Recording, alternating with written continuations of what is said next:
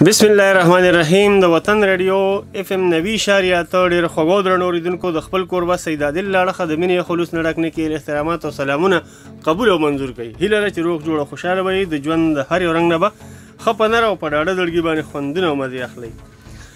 قدرمن اوریدونکو لکه څنګه چې تاسو ته پته ده چې زموږ د سید عادل لور د وطن رادیو اف ام 90.8 په لار باندې راځي نو زموږ سره کیسې شریکوي، کیسې راته وایي. نو نن مې هم ستاسو دپاره یو کیسه راوړې ده. اتوار ورځ ده او د پیر شپه ده، نو په دې ورځ باندې او په دې شپه باندې موږ ستاسو سره کیسې کوو. نن مې هم ستاسو دپاره یو کیسه راوړې ده. همدا کیسه چې کوم نه لکه د نورو کیسو په شان دا هم شاکر الله شاکر صاحب لیکلې ده او ډېره زیاته مننه کوم چې د دنیا کتابونه راله راکړي دي او هغه د ټول د کیسو دي. نو انشاءالله چې نن به دا کیسه هم ستاسو ډېره خوښه شي لکه د نورو کیسو په شان. خو دا کیسه لږ اوږده ده، لږ ساه به ورته نه تنګوئ. ښه کیسې نوم دی ډاکو پلار. ډاکو پلار کیسه چې کوم ده نو هغه څه په دې ډول شروع کېږي، خو د هغې نه مخکې زه تاسو ته ویل غواړم در یادول غواړم چې که تاسو زموږ سره د ټلیفون په کرښه باندې خپل تماس نیول غواړئ نو بالکل تاسو راتلی شئ په 0937 55 12 21 باندې. خو د پروګرام درې برخې وي څنګه چې تاسو ته معلومه ده. د پروګرام لومبنۍ حصه کې چې کوم دی نو موږ ستاسو سره کیسې شریکوو. په دویمه حصه کې چې کوم دی نو لږه شان موسیقي او د هغې نه پس ستاسو مینه ستاسو محبتونه کوم چې په 0937 55 12 21 باندې ډېر بېدرېغه ډېر بېتوله را رواني. نو راځئ چې اول کیسه ته غوږ شو چې کیسه نن څنګه کیسه ده د ډاکو پلار ده. نو چې دې کې څه کردارونه شوي دي د هغې باندې به هم خبرې اترې کوو، خو ستاسو سره په کالونو باندې. واقعه څه په دې رنګ شروع کېږي چې عظمت الله خان د خپلې علاقې یو لوی جاګیردار سړی وي. الله تعالی والا هر څه ډېر ورکړي وي، خو عظمت الله خان سره دومره فاصلونو باوجود د شیطان په اشارو خپل ژوند تېرولو. وایي چې یوه ورځ د ده نظر د خپل دهقان په کور ودانه ولګېدو او داسې د هغې د مینې طلبګار شو چې خوبونه پې حرام شو. شپه ورځ به د هغې په خپلولو کې لګیا و، خو لیکن هیڅ کامیاب نه شو. عظمت الله خان بیا هم نه صبرېدو او اخر د خپل سکیم د پوره کولو دپاره یو اجرتي قاتل خپلې دیرې ته راوغوښتو. عظمت الله خان په خپله دیره کې سید نواب انتظار کولو چې دی وخت کې سید نواب راشي. عظمت الله خان ورته وایي په خیر سید نواب خانه، ما هم بس تا انتظار کولو، راځه کینه. سید نواب خان ورته وایي راشنکوب په لاس، داسې راشنکوب په لاس کې نیسلی دی او خپه یې ورته په کټ کېښود او ډېر په غرور کې ورته وایي هر ضرورتمند د ضرورت پوره کوونکي انتظار کوي، خدمت وایه خان. عظمت الله خان ورته وایي سید نواب خانه، ما ته دلته دیره راغوښتلی وي چې زما د خپل دهقان د راجا کور ودانې سره ډېره مینه ده. ما د هغې د حاصلولو دپاره هر قسم کوشش وکړو خو ناکامه یم او زه ضرور دغه مینه خپلول غواړم، خو دغه مینه به ما ته د راجا په ژوند نه په مرګ حاصلیږي، په مرګ.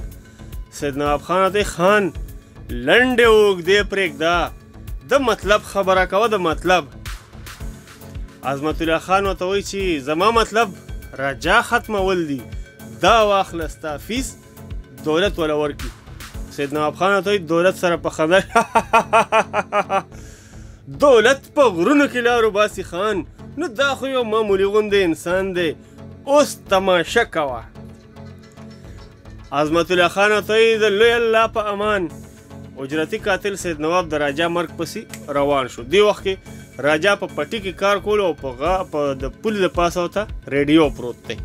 د سید نواب پرې وس بر نه شو، نو بیا یې خواله ورغی. وایي سید نواب خان ورته وایي راجا عظمت الله خان تا پسې راولېږلم چې د سیند نه پورې کلي کې زما قرض دی، دواړه لاړ شئ که په رضا یې نه درکوئ نه په زور یې ترې راواخلئ.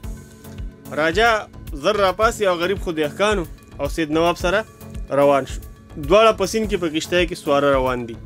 د سیند په منځ کې سید نواب راجا د کښتۍ نه ښکته ګزار کو. راجا په لامبو غریب بیا په کښتۍ ته لاس کو. سید نواب ورله بیا لته ورکړه.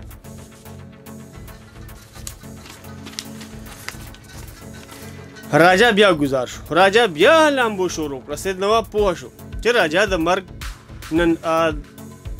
مرګ نه بچ کېږي، نو راشه په روشنکوب پې وچلوه. آخر دا چې سید نواب سره ټول کارتوسونه خلاص شو، خو د راجا مقرره نه وه او اخر په لامبو کشتۍ ته وختلو. په کشتۍ کې سید نواب سره په جګړه شو. په جګړه کې سید نواب مړ کړو. خو سید نواب د زنکدن په سلګو کې راجا ته وویل ما پرېږده ورشه د عظمت الله خان نه د خپلې کور ودانه بچ کا ورشه او دې سره انا لله و انا الیه راجعون سید نواب مړ شو. او راجا په غوسه کې په کشتۍ راتاو کړه او په منډه کور ته لاړو. دې وخت کې عظمت الله خان د راجا په کور کې دی او د پاسه پې راجا راشي. د راجا ښځې ورته مینتونه او زارۍ کول. خپل ماشومان به ورته مخې ته کړل. دوی ته وګوره، خدای ته وګوره، رسول ته وګوره، زموږ د کوره وځه. خو عظمت الله خان د خپل نفس او د نشو په شراب کې د یو غریبي سوال منظور نه کړو او په جواب کې ورته وایي زه تا هېڅ کله پرېښودی نشم ولې چې زه ستا د مینې په نشه کې یم. دې وخت کې راجا راشي او په غوسه کې ورته وایي راجا ورته وایي خان زه به تا اوس چرې ژوندی پرېنږدم چې زه ستا د مرګ په نشه کې یم. عظمت الله خان زر د راجا ته وکتل او راجا ته وایي عظمت الله خان ورته وایي ته لا ژوندی. راجا ورته وایي او ژوندی یم شیطانه تا خو خپل وس وکړو. یو خو دې زما د قتل بندوبست کړی او بل خوا دې زما د کور ودانې د خپلولو جرأت کړی. خو د خدای او د انسان ارادې یو شان چرې نشي کېدی. عظمت الله خان ورته وایي راجا زه ستا نه معافي غواړم ما معاف کا. راجا ورته وایي هغه به کم مکر انسان وي چې ستا غوندې شیطان معاف کوي. زه به تا چرې ژوندی پرېنږدم. هم په دې غوسه کې راجا عظمت الله خان په چاړه ووهلو. عظمت الله خان په سرو وینو کې لت پت پرېوتلو او لاړو له دنیا نه ریډیټ شو. راجا په غوسه کې خپلې ښځې ته وایي راجا ورته وایي ما تا ته څو ځله ویلي وو چې دا زمانه د شریفانانو خلکو عزت نه کوي. دا د شیطانانو زمانه ده. که نن زما نوم بابر خان ډاکو وې نو چرې به ستا عزت ته چا لاس کړی نه وی. خو چې څومره ما د ځان نه یو شریف انسان جوړ کړو دومره زما عزت ولوټلی شو. خو یاد لره د نن نه پس زما نوم راجا نه بیا بابر ډاکو شو. دې سره راجا روان شي او په دې وخت کې پولیس راشي. انسپکټر ورته وایي ودرېږه راجا هېڅ حرکت ونه کړي اوس ته د پولیس په ګیره کې. راجا ورته وایي انسپکټر صاحب زما د مخې نه لر شئ. دې ژوند ما له هېڅ خواږه را نه کړل. زما د مخې نه لر شئ زما د مخې نه. انسپکټر ورته وایي راجا که ته خپل ژوند غواړې نو ځان ما ته په خپله حواله کړه. کني د څلورو پورې شماره کوم که تا لاس اوچت نه کړل نو زه به بیا په تا د ګولو د چلولو اډر کوم. 1 2 دې وخت کې راجا یو خوا بل خوا وکتل. 4 چاپېره پولیسو. د مرغۍ د تښتېدو لار هم نه وه. د مجبوریان یې لاس اوچت کړل او پولیس ته یې ځان حواله کړو. انسپکټر ډېر خوشحاله شو او په خندا کې راجا ته وایي راجا زما نوم انسپکټر سمندر خان دی او د انسپکټر سمندر خان تر اوسه پورې یو چا په هم ناکامه نه ده تللي. هلکو واچوئ ورته اتکړی. دې وخت کې راجا له خپله لور او زوی دواړه راغلل. راجا دواړه ښکل کړل. د راجا زوی سهراب انسپکټر ته وایي سهراب ورته وایي زما بابا پرېږدئ دا بې ګناه دی زما بابا. انسپکټر ته غوسه کې وایي لر شه ته د ډاکو زوی ته به هم ډاکو جوړېږې. سهراب ورته وایي نه انکل زه به ډاکو نه جوړېږم. زه چې لوی شم نو هم ستا په شان به د پولیس انسپکټر جوړېږم خو ستا په شان به بې ګناه خلک نه ګرفتاروم. زه به د ظالمانو مجرمانو خاتمه کوم. پولیس راجا جیل ته روان کړو. جیل په جیل کې راجا سره ډېر قیدیان میلاو شو. په خیر ته په کوم جرم کې راغلی، زه په کوم جرم کې راغلی یم، دا دوا سلام شروع دي. لیکن راجا ډېر خفه و، یو طرف ته غلی ناست و. په دې وخت کې شمروز خان قیدي چې د ټولو قیدیانو سردار و مشر و د بره جیل نه ښکته راکوز شو. ټولو قیدیانو ورته سلامونه وکړل، سلام جی سلام جی سلام. لیکن شمروز خان په غرور کې یو تن ته جواب ورنکړو او نیغ د راجا خواله ورغله او راجا ته یې په غوسه کې وویل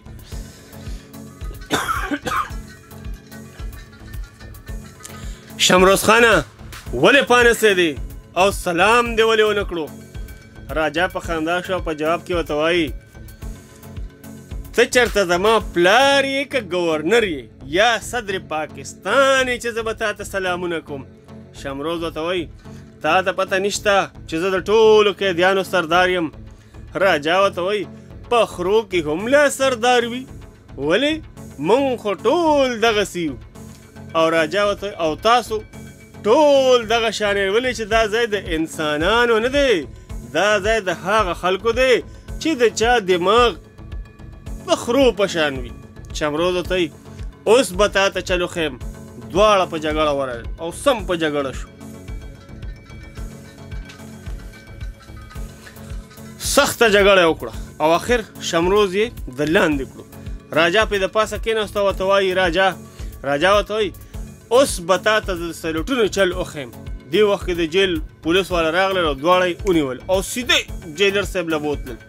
جیلر ترې تپوس وکړو، وایي ملزمانو تاسو کې کوم یو ګناهګار دی؟ راجا ورته وایي صاحبه زه ګناهګار یم، ولې چې مې د دې سردار هېڅ خیال ونه ساتلو او د ده مې ډېره زیاته بېعزتي وکړه. شمروز ورته وایي نه سرجي دی بې ګناه دی، زه ګناهګار یم، ولې چې ما د ده د میلمستیا هېڅ خیال ونه ساتلو. راجا ورته وایي نه سر دی بې ګناه دی، زه ګناهګار یم، سزا دې ما ته میلاو شي. جیلر ورته وایي خاموش، ما تاسو دواړه معاف کړي، ولې چې ستاسو د زړونو نه نفرتونه لرې شو، ستاسو دښمني په دوستۍ کې بدله شوه او زه دوه دوستان جدا کول نه غواړم. او دې سره جیلر صاحب چې کوم دی نه اډر ورکړو چې دا دواړه بیا خپل بارک ته بوځئ. د راجا ښځه بانو چې کوم دی نو سره د بچو ګرځېدله، ځای په ځای به اوسېده، لیکن هېچا پرې هېڅ ترس نه کولو. بچو ورته د لوږې نه جړل. دې وخت کې پرې یو رحمدله سړی ګل خان راغلو او هغه ته تپوس وکړو، ورته وایي ګل خان ورته وایي خورې دا ماشومان ولې جاړي؟ بانو ولې هېڅ جواب ورنه کړو. ګل خان ته بیا تپوس وکړو، بانو ورته ویل دوی د لوږې نه جاړي، د لوږې نه جاړي. ګل خان ورته وایي د لوږې نه جاړي؟ ګل خان ورته وایي ته زما په دین او په دنیا رور وګڼه او زه به تا خور وګڼم، راځه چې زما کور ته ځو. اخر بانو مجبوره شوه او ګل خان سره روانه شوه. ګل خان بانو کور ته بوتله. ګل خان دوی په کټ کې کینول او زر یې وله په خپلو لاسو ډوډۍ پخه کړه. بانو ته تپوس وکړو، بانو ورته وایي وروره ستا مور او پلار نشته؟ ګل خان یو سوړه سویلی وکړو داسې، نه خور، زما مور پلار پخوا د دنیا نه تللی، بس یو خور او زه ترې ماشومان پاتې شوي وو چې کله زمونږ دواړه لوی شو نو ما د خپلې خور واده د خپل تره زوی سره جوړ کړو. یو ورځ زه بازار ته د خوردو د کالو دپاره لاړم. دې وخت کې ګل خان په خیال کې ډوب شو. په خیال کې ګل خان د یو زرګر په دکان ناست او زرګر ته وایي ګل خان ورته وایي یو ښکلی هار راکړه. زرګر والا هار راواخلي، ګل خان والا پیسې ورکړي او کور ته را روان شي. چې کور ته راشي نو خور یې په کور کې نه وي. ګل خان یو خوا بل خوا چغې ووهي زلفي، لیکن زلفي په کور کې نه وي. ګل خان په ځمکه هار را خلاص کړو او دې سره د ګل خان خیال ختم شي. بیا بانو ته تپوس وکړو نو بیا څه وشو؟ ګل خان ته نو بیا دا وشو چې تر اوسه پورې مې بیا خپله خور زلفي په دې سترګو ونه لیده چې څه شوه او چېرته به وي، ډوډۍ به یې خوړلې وي او که نه. ولې نن زه بیا خوشحاله شوم، ته ما ته داسې ښکاري لکه چې نن ما ته بیا خپله خور زلفي میلاو شوه. او دې سره دواړه ورور او خور په خندا شو. په جیل کې راجا یو طرف ته ځان له خپه ولاړ دی. دې وخت کې شمروز راغی. راجا ته وایي شمروز ورته یار ته خو نن ډېر خپه یې، څه سوچونه کې؟ راجا ورته وایي د خپلو بچو غم کې پروت یم چې د هغوی به څه حال وي، اوږي به وي که ماړه به وي، چای به یې څکلي وي که به یې نه وي څکلي. شمروز ورته وایي راجا زمونږ هم بچي شته دی، یوازې ستا نه دي، اوس هغوی پرېږده، زړه خوشحاله که زړه. راجا ورته وایي شمروز خانه آخر زړه په څه خوشحاله کړم؟ شمروز خان ورته دا واخله د زړه د خوشحالۍ څیز.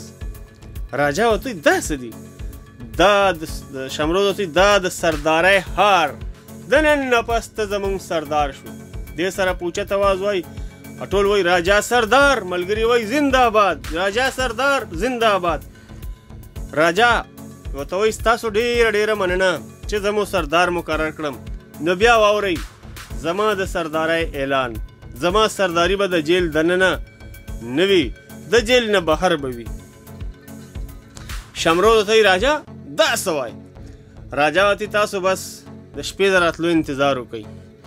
راجا او ملګري د شپې د جیل نه تښتي او داسې شپه شي داسې راجا او ملګري په کورنۍ کې په جګړه جوړه کړي او داسې په شپه کې داسې چلو کړي چې په خپله کورنۍ کې جګړه جوړه کړي. سنتري زر د خلاصي دپاره دروازه لرې کړي. راجا زر سنتري ونیسي او شمروز سره د خپلو دوو نورو ملګرو چې نومونه یې زبیر او بادر وي د جیل نه وتښتي. راجا هم ورپسې وتښتي. په جیل کې چغې شي، پولیس پسې ورمنډه کو قیدیانو تښتېدل، شابه یې رامنډه کوي. پولیس پرې ډزې شروع کړې. په ډزو کې شمروز په خپه ولګي، چغې کړي راجا راشه زه ولګېدم، راجا راشه زه ولګېدم. دې اواز سره راجا واپس شمروز پسې راشي او شمروز د ګولو په باران کې تښتوي. آخر یو لرې مقام ته یوسي او هلته یې د شا نه کوز کړي. چې د شا نه یې کوز کړي راجا ته وایي یار ته اوس دلته کښېنه، زه اوس هغه نورو پسې ورځم. شمروز ورته وایي اوس هغې پرېږده یاره ما بچ کا. راجا ورته وایي چې څنګه ته زما دوست یې داسې هغوی هم زما دوستان دي، زه به خامخا ځم. آخر راجا په زبیر او بادر پسې روان شو. د پولیس په ګیره کې راغی. پولیس په پایر وکړو، راجا په ګولۍ ولګېدو او سر د لاندې په ځمکه راګوزار شو. دې وخت کې زبیر او بادر پې د پاسه په منډه راغله. راجا ته وایي سردار ته هم ولګېدې؟ ستا په لګېدو موږ ډېر افسوس کوو، خو کاش چې موږ ستا هېڅ امداد نشو کولی. موږ پسې شاته پولیس لګېدلی دی. دواړه ترې لاړل او راجا یې پولیس ته پرېښوده. پولیس راغو او راجا یې ګرفتار کړو. راجا یې د علاج دپاره هسپتال ته بوتلو او په یو ځان له کمره کې یې داخل کړو. لاس پورته یې هتکړی اچېدلی وي، د پولیس ګارډ پې ولاړ دی. د راجا علاج شروع شو او ورو جوړ شو. د پولیس ګارډ د کمرې نه بهر چستو چوبن ولاړ دي. ډاکټر د راجا نه تپوس کوي اوس ته طبیعت څنګه دی؟ راجا ورته ډاکټر صاحب اوس که خیري جوړ شوی یم، تا په ما ډېر احسانونه وکړل، زه به دا احسانونه ستا هېڅ چرې هېر نه کړم او د دې احسانونو به هېڅ چرې بدل پوره نه کړی شم. ډاکټر ورته راجا په دې کې د احسان څه دي؟ دا خو زما فرض و او ما صرف خپل فرض پوره کړی دی، په تا مې څه احسان نه دی کړی. راجا ورته وایي ډاکټر صاحب چې تاسو دومره مهربانه یئ نو زه تاسو نه یو خدمت بل غواړم. که ما سره مو دا مهرباني وکړه نو زه به د قانون د سزا نه هم بچ شم او زما په کور کې به راته لویه واړه دعا کوي. ډاکټر ورته وایه څه وکړم؟ راجا ورته ډاکټر صاحب زه د ځان نه مړه جوړم، تاسو پولیس ته ووایئ چې راجا وفات شو. ډاکټر په غوسه کې ورته راجا دا څه وایې؟ ته زما د خدمتونو او مهربانو نه غلطه فایده اخلي. اوس زه ستا دپاره قانون له دوکه ورکړم، داسې زه هېڅ چرې نشم کولی. راجا ورته ډاکټر صاحب دا به ته کوې او که نه کوې نو بیا خپل مرګ ته تیار شه. سمدستي ورپسې د بالښت د لاندې نه تماچه راوویسته او ورته وایي ډاکټره زما نوم یوازې راجا نه بابر ډاکو هم دی. ډاکټر چې د بابر ډاکو نوم واورېدو نو ځان سره وایي بابر ډاکو دا خو زما د پلار قاتل دی. دې وخت کې ډاکټر په خیال کې پرېوتو.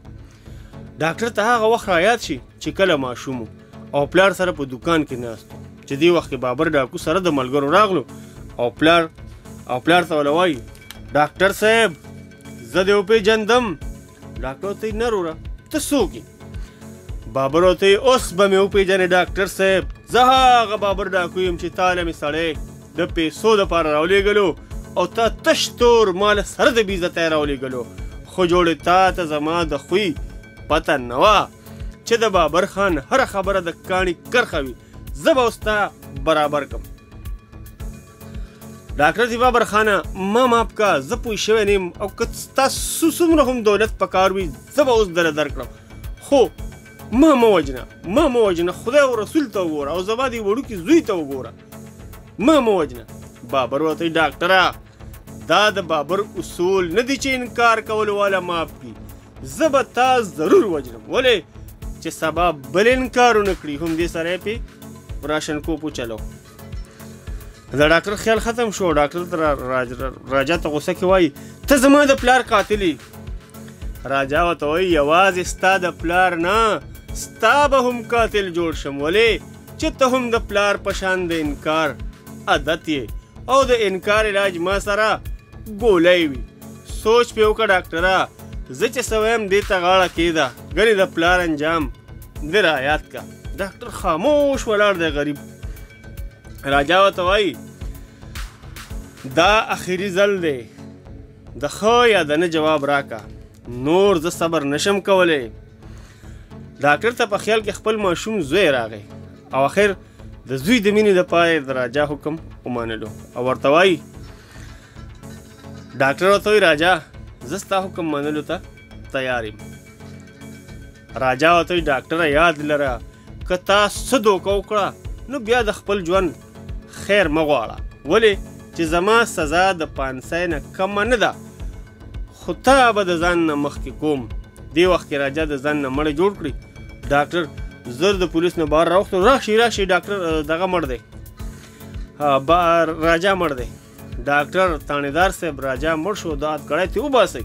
ډاکټر ورته وایي تانیدار صاحب راجا مړ شو داد کړی ته وباسئ او دې نیغ مردخانې ته پوسټ ماسټم دپاره مردخانې ته یوسئ پس د هغې نه بیا خپلو وارثانو ته حواله کوي. پولیس والا د راجا کټ اوچت کړو. راجا به غلی د ډاکټر حرکتونو ته کتل په دې وجه ډاکټر هېڅوک پوه نه کړل. هغه ته هم خپل ژوند او د خپلو بچو ژوند ورته خوږ و. په لاره کې راجا وړې پورې ونښتو او پولیس تش کټ یوړو. چې کټ یې کېښودو راجا نو پولیس ورپسې رامنډې کړې. آخر راجا یې ولیدلو. راجا مخکې و پولیس ورپسې منډې. دې وخت کې په یو روډ ډاټسن روانو. راجا ورته اشاره وکړه. ډاټسن ودرېدو. کلنډر استاذ ته وایي ځه استاذ. او دې ورته چې ودرېدل کلنډر ورته ولې استاذ بیا پکې څه وران شو؟ استاد ورته وایي نه هغه سورلی رامنډې وایي دې ته ودرېدمه. کلنډر ورته استاذ دا خو ماته سورلی نه ښکاري دا خو ماته چېرته غل ښکاري غل. دې اشارو ته وګوره خو ته لږ وګوره. آخر راجا راشي او په ډاټسن کې شاته کښېني. ډېر په بد حال وي. کلنډر ترې دې وخت کې کرایه غواړي. کرایه راوالی. راجا ورته ما سره کرایه نشته. کلنډر ورته چې کرایه در سره نشته نه بیا کوز شه شبه. راجا ورته ولې کوز شم اوس مې ستا پلار هم نشي کوزولی. دې وخت کې کلنډر زر استاذ ته ټالی و. استاذ ودرېږو. استاد هلته راوځي کې لکه څه چلو شو؟ وایي کلنډر ته راشه د نیکه سره خو د کرایه نشته او بدماشي پکې لا جدا کوي. هغه غریب کله بدماشي کړې ده. استاد چې نشته ورسره استاد ورته وایي چې نشته ورسره نو پرېږده څه کوې وجنې یې راځه ته ما سره مخکې سیټ کې کښېنه. کلنډر استاد سره مخکې سیټ کې کښېني. ګاډی روان دی. په لار کې مخکې شمروز خان او ملګري یې ډاکې ته ناست دي. ډاټسن ودروه. شمروز استاد ته ودرېږه لکه. شمروز تا سره هر څومره مال چې وي هغه موږ ته حواله کوو چې څه د سره د خوراکي د څښاکي پیسې نغدي قرضې ټولې راکړه. ډاکټر ورته په ژوند ډرایور ورته وایي په ژوند نه په مرګ. شمروز ورته څه مطلب؟ ډرایور ورته وایي په مطلب یې ځان ته پوه کړه. شمروز ورته پوه شوم چې په رضا یې نه راکوې په زوره به یې راکې. دې سره په جګړه شو. ډاکوان ډیرو او ډریور یې خراب کړو، هر څه تر په زوره واغستل. دې وخت کې راجا شاته په ډاټسن کې ودو. کلندر در راپاسوي، پلار راپاسه، ورته وایي کلندر ورته پاسه پلاتونه، اوس برې د بدماشۍ پته ولګي موږ ډاکوان ولوټلو او ته پکې لا خوبونه کوې. راجا ورته وایي، راجا زر راپاسي او ډاکوانو ته وایي ای بې شرمو، دې استاذ ته خپل مال واپس کوي، خپل سامان ورته واپس کوي. شمروز په خندا شو ته پکې لا پاتې وي، هلکو ردوم تالاشي واخلئ. خو تیاره ده ښه. راجا په غوسه کې وایي زما تالاشي به هله اخلئ چې تالاشۍ ته خو پاتې شئ که نه. راجا ورته وایي په غوسه کې وایي زما تالاشي خو به هله اخلئ چې تالاشۍ ته خو پاتې شئ که نه. دې سره په جګړه شو. ډاکوان یې ښه ووهل. په جګړه کې شمروز خان او راجا د ډاټسن د لیټونو رڼا ته شو او یو بل یې وپېژندلو. راجا ورته وایي شمروزه ته؟ شمروز سردار ته زر سردار ته ورغاړه او ورغاړه دی او راجا ته وایي شکر دی ظالمه چې ومې پېژندې، ګنې نو د املوکو تول کې به تللی وي. شمروز ته یو ملګرو دا راجا نه او د ټولو د راجا نه معافي وغوښته. راجا معاف کړل او بیا یې ورته ووایي استاذ ته خپل مال حواله کړي. شمروز زر استاذ ته چې څه یې اخیستي وو هغه ټول یې ورته حواله کړل، خپل مال حواله کړ او معافي ترېنه هم وغوښته. راجا استاذ ته وایي استاذ خفه نه شي ښه، تا په ما ډېر لوی احسان وکړو چې زه دې د قانون د ګرفت نه بچ کړم. زه به ستا دا احسان چرې هم هېر نه کړم. خو استاد اوس راته ووایه چې ستا نوم څه دی؟ استاد ته زما نوم مراد خان دی. راجا ته مراد خانه د نن نه پس ته زما دوست شوي او ما له د دوستۍ لاس راکړه. د دوستۍ مراد خان ته ما ته خپل پلار نصیحت کړی دی چې د شریف سړي او د بدماش سړي چرې هم دوستانه نشي کېدی. راجا ته مراده ته ټیک وایې چې زه بدماش ډاکو قاتل یم، خو د غریب او د شریف دپاره نه، د ظالمانو جاګیردارو دپاره. او ته زما دوست نه یو ورور وګڼه، ته ما دوست نه یو ورور وګڼه. مراده ته نو بیا ټیک ده. یو بل ته د دوستۍ لاسونه ښه کلک ورکړل.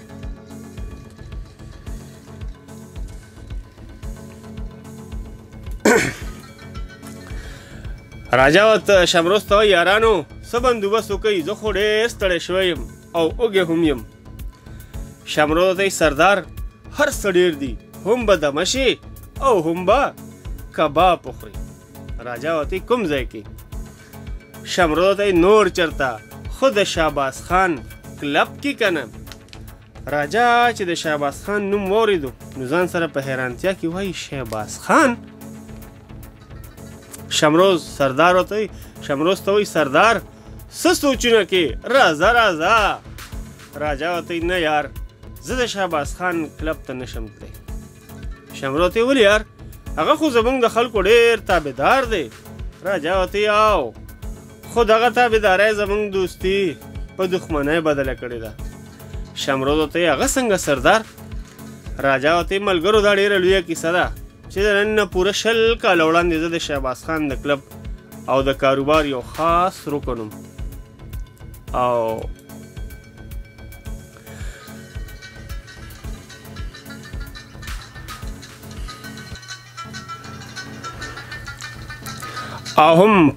او یو اهم پارټنر وم.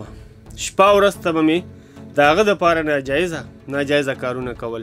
په ورځو کې یو ورځ وه، هغه زه د یو جینۍ په راتښتولو پسې ولېږلم. زه چې کله د دغه جینۍ کور ته لاړم په دغه ورځ د هغې جینۍ واده و. دې سره د راجا خیال راغی.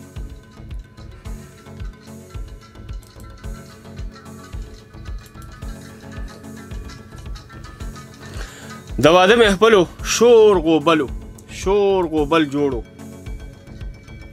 په حجره کې ډمې ګډېدلي، جینکو ناوې پرېښوده او په دیوالونو یې د ډمو تماشه کوله. بابر په دې وخت کې په هنر د جینۍ خواله ځان ورسولو، ناوې چې کومه وه، او د ناوې په سر یې تماچه کېښوده او په غضب سره ورته وایي بابر ورته شور ونه کړي او که خپل ژوند غواړي نو ما سره په رضا روانه شه.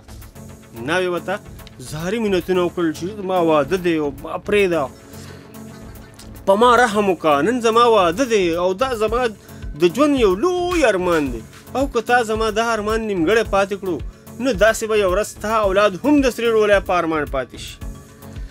راجا ورته په غوسه کې پرېږده زما الواد، اول زما ښځه نشته نه اولاد به د کومې راشي، راځه زه تا نه پرېږدم. سمدستي یې جینۍ په شا کړه او جینۍ چغې والې، خو ټول خلک خبر شو او ناوې پسې یې رامنډه کړه. بابر زر ځان سره په خپل اس سوره کړه او ویې تښتوله.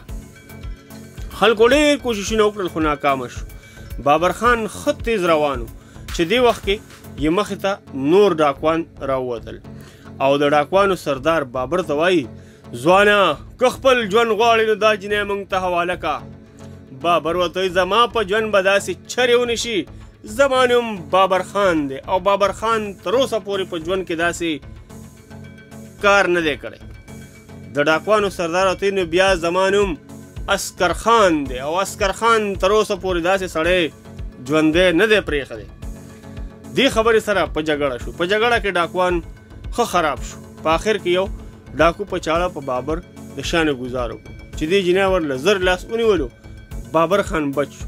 بابر خان چې د دې جینۍ دا بهادري او وفاداري ولیده نو ډېر حیران شو. دې وخت کې ډاکوان وتښتېدل او بابر دې جینۍ ته وایي بابر ورته وایي ستا په امداد زما ژوند بچ شو، دا تا په ما ډېر غټ احسان وکړو. جینۍ ورته وایي په دې کې د احسان څه دا خو زما فرض و چې ستا مدد مې وکړو. بابر ورته وایي نو بیا زه یو داسې ایمانداره او بهادره جینۍ د چا کلب ته نشم بوتلی، زه تا سره واده کول غواړم. جینۍ ورته وایي واده؟ بابر ورته وایي او واده ما اوسه پورې واده نه دی کړی او نه مې واده کوو، خو نن ستا ایماندارۍ او بهادرۍ زه واده ته مجبور کړم او هغه هم ستا سره. جینۍ ورته وایي زه تا سره واده کولو ته تیار یم، خو په یو شرط او هغه ده چې ته به دا کاروبار پرېږدې او د ځان نه به یو شریف انسان جوړې.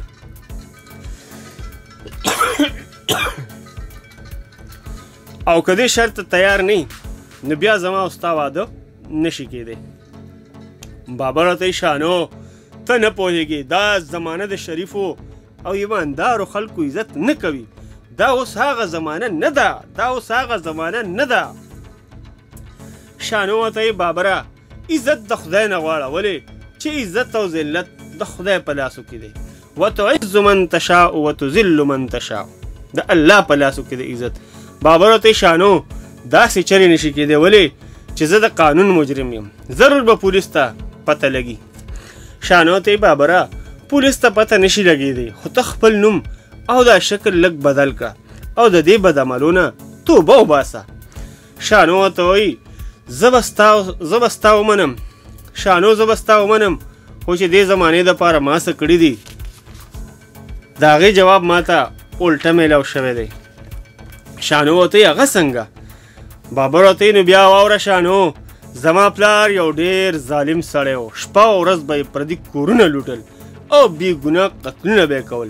د هغه دا کار و، د هغه د ویرې به د کلي او د علاقې هر غریب او امیر خپل او پردي ډېر عزت کولو، زمونږ به یې هر قسم امداد کولو، ولې زما مور او زه د پلار په دې کار ډېر خفه وو. موږ به دا نه غوښتل چې د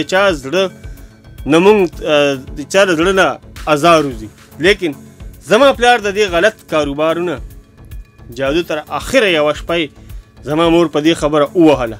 زه په تیش کې راغلم، تماچه مې راواغسته او خپل پلار مې وویشتو. زما د پلار په مرګ ټوله علاقه خوشحاله شوه. شانو ورته وایي نو بیا څه وشو؟ نو وایي بیا څه وشو؟